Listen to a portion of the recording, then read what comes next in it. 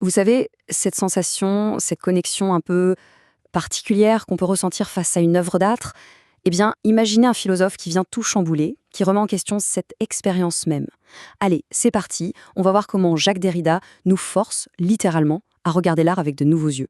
Alors, voici le personnage en question. Jacques Derrida. Un penseur connu, pour ne pas dire célèbre, pour avoir passé sa vie à jouer avec les mots, à décortiquer le langage dans toute sa complexité. Mais voilà, son regard ne s'est pas arrêté au livre. Non, il s'est tourné vers le monde de l'art visuel, un monde qu'on imagine souvent silencieux. Et là, il a commencé à poser des questions, disons, assez dérangeantes. Alors, pour bien comprendre, commençons par quelque chose qu'on a probablement tous vécu. Imaginez-vous dans un musée. Ce sentiment, cette connexion presque palpable avec une peinture, c'est cette impression, cette sensation très forte que l'artiste, d'une manière ou d'une autre, est encore là. Sa présence, elle est comme imprégnée dans la toile. Et c'est là que Derrida arrive et paf, il met tout par terre. Pour lui, la puissance qu'on ressent, ce n'est pas du tout la présence de l'artiste, c'est tout le contraire, c'est son absence, une absence profonde, fondatrice même. Parce que, selon lui, si l'artiste était vraiment là, ce serait la mort de l'œuvre. Et ça nous amène tout droit à son concept le plus connu, et probablement le plus mal compris, la déconstruction. Quand on entend déconstruction, on pense tout de suite à destruction. C'est le réflexe. L'idée reçue, c'est que c'est un acte négatif, qu'on prend quelque chose et on le met en pièces. Mais pour Derrida, c'est tout l'inverse, absolument l'inverse. La déconstruction, ce n'est pas la fin du chemin, c'est le point de départ, c'est la condition nécessaire pour pouvoir créer, pour pouvoir vraiment inventer quelque chose de neuf.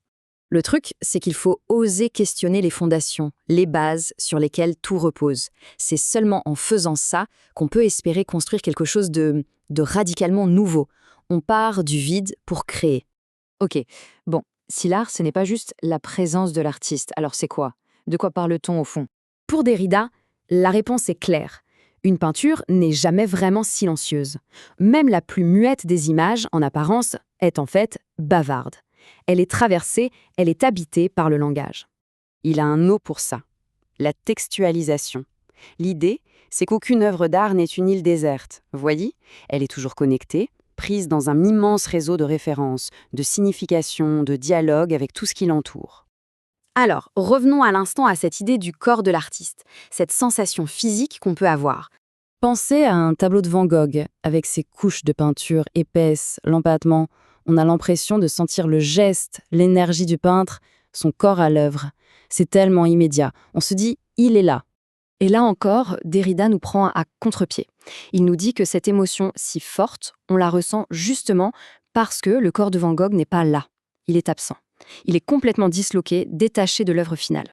En fait, cette présence qu'on croit sentir, c'est la trace indéniable d'une absence. C'est comme un écho fantôme, l'écho d'un corps qui n'est plus là et qui, au fond, n'a peut-être jamais vraiment été là comme on se l'imagine. Et c'est ce qui nous conduit au point le plus important, je pense, le plus stimulant et aussi le plus responsabilisant dans la vision de Derrida.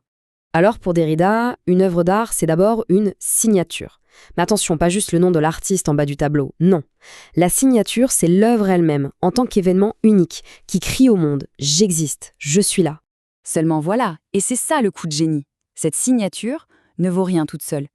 Elle a besoin d'une contre-signature. Et cette contre-signature, c'est nous.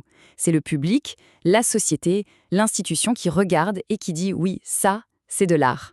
On a donc un processus en deux temps, la signature de l'artiste et la contre-signature du public. Mais attention, l'ordre des choses n'est pas du tout celui auquel on s'attend. Parce que, et c'est un renversement de perspective assez fou, Derrida nous dit que la contre-signature vient avant la signature. C'est seulement parce que le public est prêt à la reconnaître que l'œuvre devient réellement une œuvre signée. Alors qu'est-ce que ça change? Ça change tout. Ça veut dire qu'une œuvre d'art, ce n'est pas juste un vieil objet poussiéreux du passé, figé dans un musée.